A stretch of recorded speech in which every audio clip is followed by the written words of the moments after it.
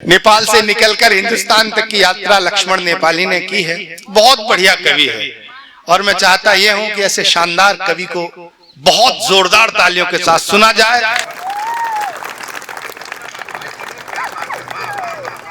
चार पंक्तियां पढ़ता हूं बहुत लंबी यात्रा के बाद।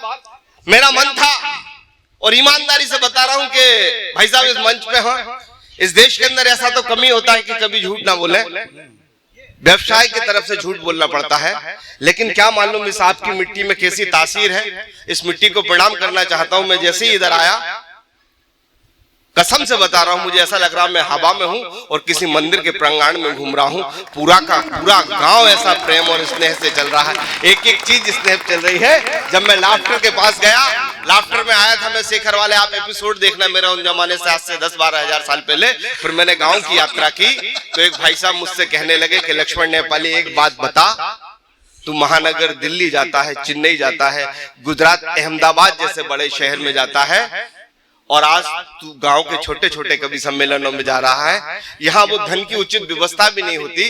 क्या अंतर है उन महानगरों में और इन छोटे गांवों में? बात समझ में आए तो मुझसे जुड़ना। मैं इस कवि सम्मेलन को कविता सम्मेलन की तरफ ले जाने की कोशिश करता हूं और मुझे लगेगा कि पुनः इस तरफ में आऊं और मेरा मन रख जाए तो फिर मुझे बताना इस टिप्पणी के साथ कि कविता कहां से शुरू होगी और कहां तक पहुंचेगी।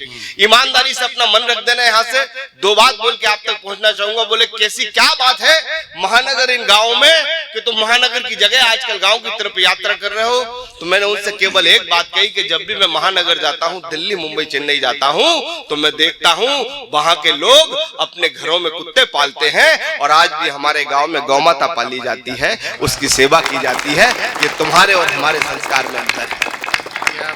तब चार पंक्तियां पढ़ता हूं यहाँ से, मुझे आशीष देना और बता देना कि यहाँ से कविता किस मन से सुनी जाती है। मैं इस दुनिया की सबसे बड़ी शक्ति माँ सरस्वती से प्रार्थना करता हूँ कि माँ सरस्वती कुछ क्षणों के लिए यहाँ विराजमान हो जाना और लक्ष्मण नेपाली का आज कविता पढ़ने का मन बना देना और इन बड़े लोगों का आज अच्छी कविता सुनने का मन बना देना। केवल चार पंक्तियां यहाँ से पढ़ता हूँ, अगर चौथी पंक्ति ठक से दिल में लग जाए तो वैसा तालियों का महोत्सव कर देना आकाश भर के। मैं यहाँ बैठकर मेरी माँ समझ जाए नेपाल में कि लक्ष्मण नेपाली एक छोटे से गाँव में कविता पढ़ रहा है बड़े लोगों के बीच। चौथी पंक्ति ठक से दिल में लग जाए तो तालियों के महोत्सव से मुझे बता देना मैं इस दुनिया की सबसे बड़ी शक्ति, परमात्मा का सबसे खूबसूरत उपहार जिसे हम माँ कहते हैं, मैं यहाँ से माँ की वंदना प्रारंभ करता हूँ। वहां से आप आशीष देना शुरू करना। चार पंक्तियां यहाँ से पढ़ता हूँ कि काजल से भी काला मेरा कल बना देना, कि काजल से भी काला मेरा कल बना देना, कि काजल से भी काला मेरा कल बना देना। अरे चाहो तो मुश्किल भरा हर पल बना देना, के काजल से भी काला मेरा कल बना देना।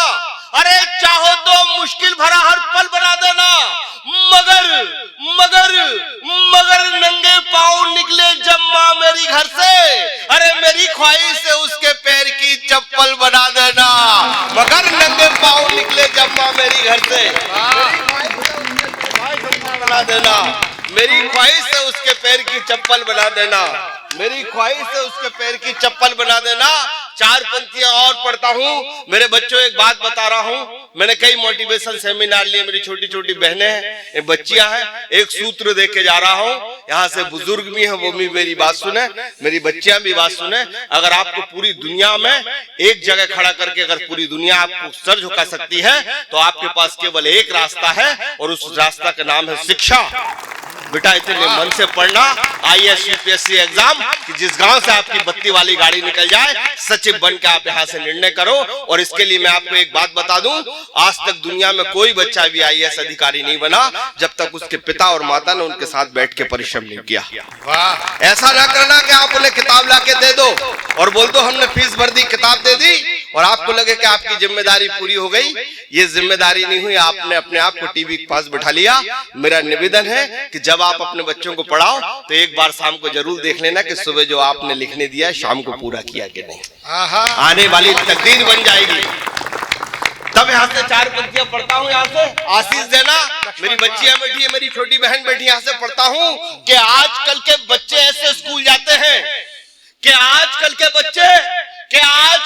बच्चे ऐसे स्कूल जाते हैं कि आजकल के बच्चे ऐसे स्कूल जाते हैं कि आजकल के बच्चे ऐसे स्कूल जाते हैं कि तोहफे में कागज के फूल जाते हैं कि आजकल के बच्चे ऐसे स्कूल जाते हैं कि तोहफे में जैसे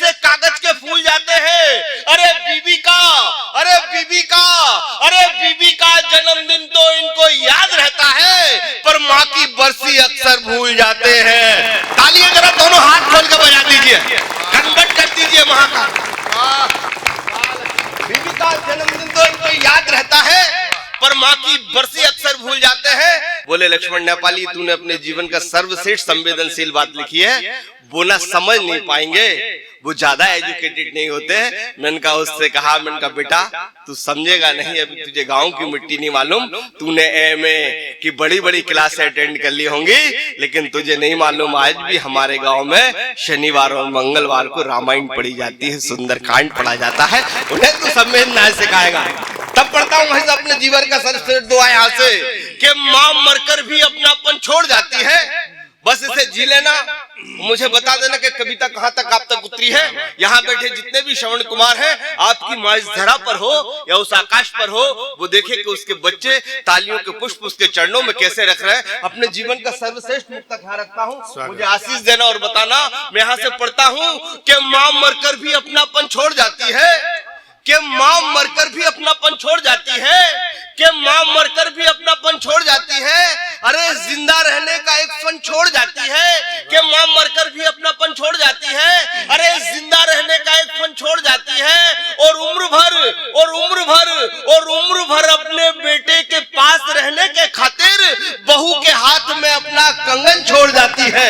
उम्र भर बेटे के पास रहने के खातिर बहू के हाथ में अपना कंगन छोड़ जाती है, बहू के हाथ में अपना कंगन छोड़ जाती है। मित्रों, लखनऊ के कवि सम्मेलन से लौट के आ रहा था, जैसे ही लौट के आया मैंने देखा ट्रेन के गेट के पास 4-6 नौजवान रासायनिक क्रिया में लिप्त। जैसे ही ट्रेन चलती है वो नौजवान भी चलती ट्रेन में चढ़ने की कोशिश करते हैं। मित्रों, जैसे ही चढ़ने की कोशिश करते हैं, एक नौजवान का हाथ ट्रेन के गेट से टकरा जाता है। जैसे ही टकराता है, हाथ से खून आ जाता है, ब्लड आ जाता है। वहां बैठी एक 60 साल की माँ से देखा नहीं जाता, वो अपनी साड़ी का पल्लू फाड़कर उस नौजवान के हाथ में बांधने की कोशिश करती है। मित्रों, जैसे ही बांधने की कोशिश करती है, वो नौजवान अपनी जवानी की मगरूरियत में कहता है कि बुढ़िया हाथ छोड़, मर्द को दर्द नहीं होता। मित्रों का लक्ष्मण नेपाली नेपाल में जन्म लेने के बाद कहीं हिंदुस्तानी संस्कार की रक्षा कर जाए, कहीं आपके गांव की संस्कार की रक्षा कर सही जवाब दे दे, तो उस माँ के सम्मान में 30 सेकंड लगातार ताली बजा के बताना कि लक्ष्मण नेपाली तूने सही जवाब दिया। बोले बुढ़िया हाथ छोड़। प्रणाम करता हूँ आपको, आप जिस मन से सुन रहे हैं, नमन करता हूँ। जवाब सुनना और बुढ़िया के सम्मान में तालियों का हाथ खोल देना, आपको बात समझ में जाए कि लक्ष्मण नेपाली ने कड़वी और सच्ची बात कह दी। बोले बुढ़िया हाथ छोड़, बोले बुढ़िया हाथ छोड़, बोले बुढ़िया हाथ छोड़, बोले बुढ़िया हाथ छोड़, मर्द को दर्द नहीं होता। मैंने कहा अरे बेटा जब माँ को दर्द होता है, अरे तब मर्द होता है। दोनों हाथ आकाश में खोल दीजिए, तालियों में कन्वर्ट कर दीजिए ना। जब माँ को दर्द होता है, तब मर्द होता है। एक दोहा रखता हूँ और एक प्रयोग का दोहा और एक नई कविता का मैंने भैया से संकल्प किया था, यहाँ तक पढ़ूंगा, बहुत छोटी सी है। मैं प्रभु से, परमात्मा से प्रार्थना करूंगा इस गांव में खुशहाली हो, कोई रोग कोई परेशानी ना आए, आपके बच्चे आपकी सेवा करें।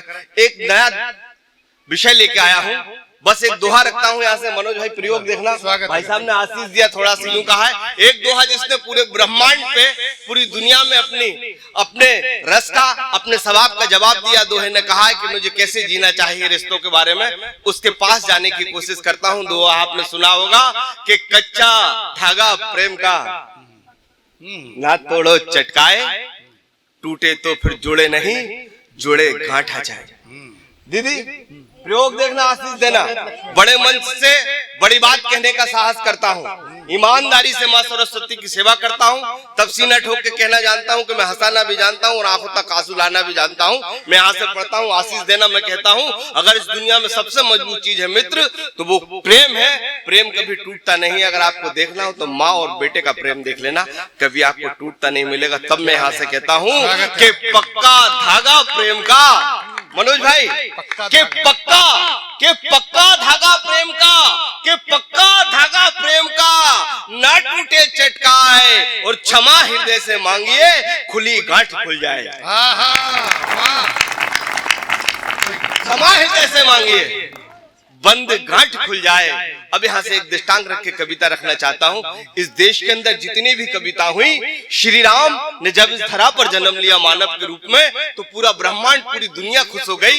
एक एक जगह फूल, पत्ते, बानर, मनुष्य, देवता, सारी जगह खुशियों की चीज हो गई। लेकिन इस धरती का नियम है मित्रों कि जब वो मनुष्य होता है तो उसके भाग्य में कष्ट अपने आप लिखा जाते हैं। इस दुनिया में अभी तक हिंदुस्तान में जितनी भी श्री राम के ऊपर कविता हुई, प्रभु राम के ऊपर कविता हुई, उनके शौर्य, उनके पराक्रम और उनकी वीरता की, उनकी जय जयकार की कविता हुई। मैं राम के मन में जाने की कोशिश करता हूँ और कविता यहाँ लाने की कोशिश करता हूँ। एक बार श्री राम का नाम लेकर कविता यहाँ से। बहुत बढ़िया। पूरे हाथ खुल जाए मेरे मित्र, पीछे बैठे हैं, वो भी खोल दे एक बार हाथ। कविता आपके बीच रखने की कोशिश करता हूँ। मित्रों, जब मां सीता धरती में प्रवेश करती हैं, पुनः उन्हें आदेश दिया जाता है कि पुनः आप अपना परीक्षण दो कि आप पवित्र हो। वो रोते रोते सरस्वती बोलती है कि धरती माता मुझे अपनी गोद में ले ले, मैं इस धरा पर आकर कितनी परीक्षाएं दूं, कितने इम्तिहान दूं। श्री राम प्रभु समझते हैं कि ये बिल्कुल निष्पक्ष हैं, गंगा की तरह पवित्र हैं, परंतु वो अपना राजधर्म निभाते हुए उन्हें आदेश देते हैं कि आप अपना परीक्षण दो। बस दो मुक्तक है, मैं इसलिए इस चैनल पर सुनाना चाहता हूँ कि ये बात कहीं बाहर ना हो जाए और कॉपीराइट होकर यहाँ आ जाए। मैं एक बार श्री राम का नाम लेकर मैं यहाँ से कविता पढ़ता हूँ कि राम के उस मन तक जाने की कोशिश करता हूँ जो कई बार भीग गया और पराजय हो गया। दादा आशीर्वाद स्वागत लक्ष्मण। पढ़ता हूँ कि स्वयं से तब हारे थे राम, स्वयं से तब हारे थे राम, स्वयं से तब हारे थे राम, कि आंखों में आंसू भर करके, कि आंखों में आंसू भर करके, कि आंखों में आंसू भर करके, कि आंखों में आंसू भर करके सिया ने जब अंतिम किया प्रणाम, स्वयं से तब हारे थे राम। जरा हाथ दोनों खोल के मुझे बता दीजिए, मां धरती में प्रवेश करने के पहले कि आंखों में अश्रु भर करके, कि भर करके आंखों में अश्रु सिया ने जब अंतिम किया प्रणाम, स्वयं से तब हारे थे राम। कि प्रभु वन में वास करेंगे, कि प्रभु वन में वास करेंगे, हर्षित होकर वन हर्षाया, कि प्रभु वन में वास करेंगे, हर्षित होकर वन हर्षाया, सूखा तना था कई वर्षों से, पुष्पित होकर वो लहराया, दौड़ा दौड़ा एक कांटा आया, बोला मैं भी प्रभु के दर्श करूंगा, तुमने बाहर से स्पर्श किया है, मैं अंतस स्पर्श करूंगा। बहुत बढ़िया लक्ष्मण, वाह वाह वाह। सूखा तना था कई वर्षों से, पुष्पित होके वो लहराया, दौड़ा दौड़ा एक कांटा आया, बोला मैं भी प्रभु के दर्श करूंगा, तुमने बाहर से स्पर्श किया है, मैं अंतर से स्पर्श करूंगा। तो लक्ष्मण संग सीता से बोले, कुछ क्षण तुम भी कर लो विश्राम, स्वयं से तब हारे थे राम, स्वयं से तब हारे थे राम, स्वयं से तब हारे थे राम, स्वयं से तब हारे थे राम। और आखिरी बंद पढ़ता हूँ, रचना प्रक्रिया में है वो, उसमें थोड़ी सी कमी है, लेकिन मुझे मालूम है आप बड़े लोग क्षमा कर देंगे मुझे, आपके चरणों को प्रणाम करते हुए कर देता हूँ। भरत और राम के बीच जो स्नेह था, दुनिया में दो भाइयों का ऐसा अभी तक प्रेम नहीं देखा गया। भरत को जैसे ही पता चलता है कि श्री राम को 14 वर्ष का वनवास हो गया है, वो श्री राम को लेने जाते हैं और राम को लेने जाते हैं, लेकिन राम आते नहीं।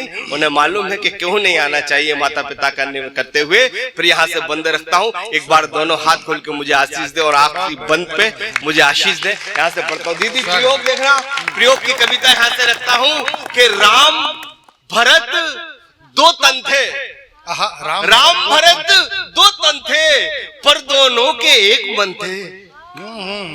राम भरत दो तन थे, पर दोनों के एक मन थे। भरत राम के थे आंखों के तारे, और भरत को राम थे प्राणों से प्यारे। राम ने भरत को गले से लगाया और होले से ये समझाया कि जो माता पिता का, जो पुत्र माता पिता का वचन निभाते, अरे वो दानव भी देवता कहलाते। जो